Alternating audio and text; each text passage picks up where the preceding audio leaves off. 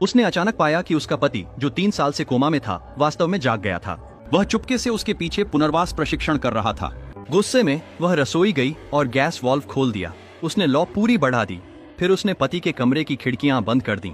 कमरे से निकलते ही उसने बेडरूम का दरवाजा बंद कर दिया। सब कुछ सेट करने के बाद वह रसोई गई। उसने लाइटर जलाया और फेंक दिया सीधे फर्श पर। तुरंत ही आग पूरे घर में फैल गई। भयंकर आग ने भवन को घेर लिया। लिसा बिना पीछे देखे उदासीन होकर वहाँ से निकली और गाड़ी की रफ्तार बढ़ा दी, ससुर के फर्नीचर स्टोर की ओर। लिसा को एक गवाह चाहिए था, इससे पहले कि कोई जान सके कि उसने आग लगाई। इससे साबित होगा कि वह माइक के पास नहीं थी। वह गवाह उसके ससुर होंगे। उसने कहा कि वह घर पर देर तक सोई और देर से आई। उसके ससुर ने ज्यादा नहीं कहा।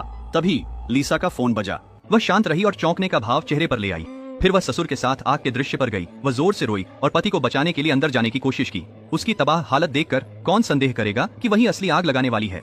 पुलिस ने माइक के परिवार को सामान पहचानने के लिए बुलाया। उसकी मां ने कहा यह वही हार था जो उसका बेटा हमेशा पहनता था। स्थल की जांच के बाद पुलिस को लगा कि खाना बनाते समय गैस लीक से आग लगी। उन्होंने महिला से पूछा कि क्या वह थी। घर से निकलने से पहले खाना बनाना। उसने माना कि वह बाहर जाने से पहले खाना बना रही थी, लेकिन उसने कहा कि उसने घर छोड़ने से पहले गैस और चूल्हा बंद कर दिए थे।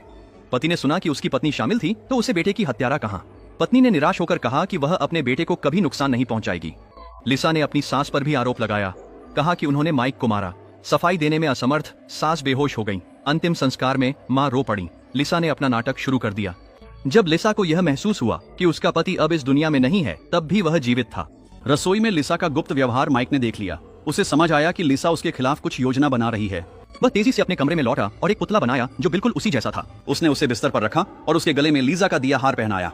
सब कुछ सेट करने के बाद उसे जल्दी से बाहर निकलना था। जैसे ही वह निकला, उसने देखा कि लिसा घबराई हुई कमरे की ओर बढ़ रही थी और इस तरह उद्घाटन दृश्य हुआ। लिसा के जाते ही माइक वहां से निकल गया, घर के पीछे। उसने कभी नहीं सोचा था कि उसकी पत्नी इतनी निर्दयी होगी। माइक की स्थिति संभालते ही लिसा उसकी पूरी संपत्ति पर दावा करने को बेताब थी।